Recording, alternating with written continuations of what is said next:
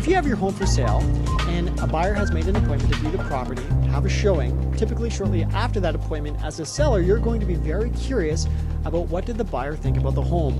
We call this feedback, and we have a process in our office of seeking to obtain feedback, generally by making a phone call to any showing realtors, along with following up with an email. Now, it's sometimes to the frustration of our clients if we've not received any reply to these types of messages, but there is some strong consideration to give to how providing buyer feedback as a buyer's agent could stand to be a disservice to those buyers. And in our office, it is moving towards policy to be very hesitant and cautious about giving buyer feedback.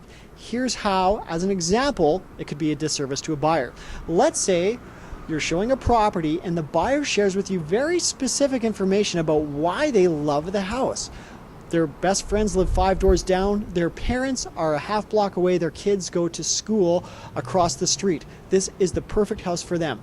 If that buyer's agent received that type of information and conveyed it in any way to the seller's agent, they have done a disservice to their buyer, because if those buyers then make an offer, the sellers know this very specific information about these buyers, and they might be less pliable to negotiate on the price. Who knows to what type of price point this could affect the negotiations, but certainly the sellers could stand a little bit more strong in their pricing, and maybe those buyers are going to be a little bit more hungry for this type of property.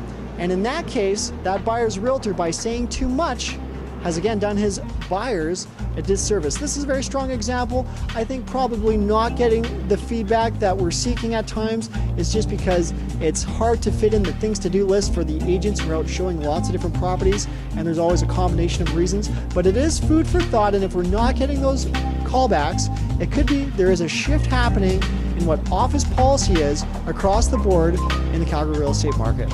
I'm Lucas Ramage. Hope you found this helpful. Thanks for watching.